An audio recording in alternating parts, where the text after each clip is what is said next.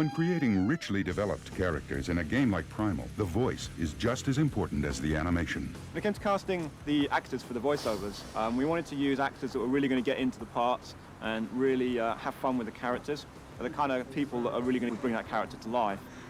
Well, no. The poor undying Adaro was attacking must have been dead for days.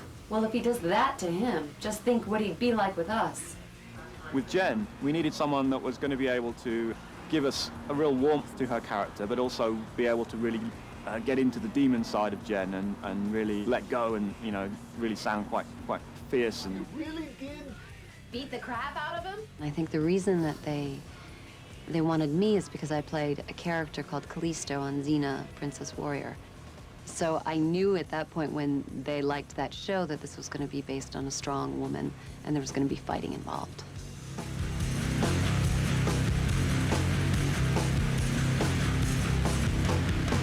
Scree was really the toughest character because we wanted a voice which didn't sound like Scree looked, if you see what I mean. So it wasn't like a little guy's voice, or it wasn't a silly voice. It was a voice that had kind of nobility and kind of depth to it.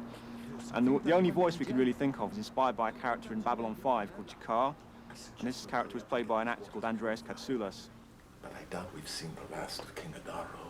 So when they conceived of this whole thing in the character of Scree, in their minds, they really heard Jakar somehow in that role, or more precisely me, I guess. So They've been dead for days. It's the undying... Although both of the actors had done TV and film, this was their first video game experience. It's different working on a video game than a film because you don't have to worry about the way you look.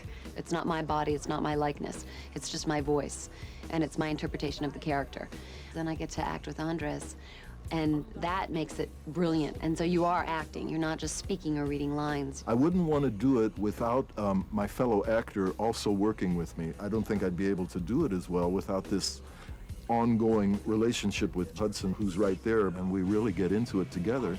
So it's like doing a little mini play that no one will ever see. Fight with great distinction. Uh-huh.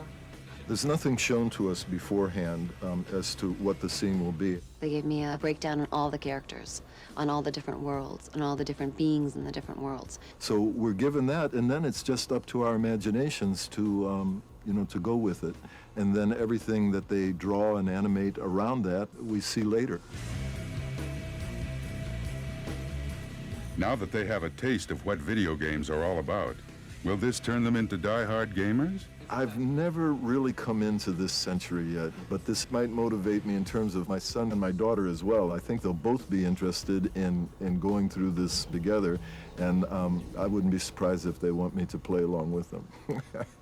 I bought a PlayStation 2, and I played for 24 hours within a week. My friends were like, you have to brush your teeth, you have to wash your hair, you have to take a shower, and I wouldn't. It's like a drug. I don't know how people play games and go to sleep and get up and exercise or go to work. It's not possible.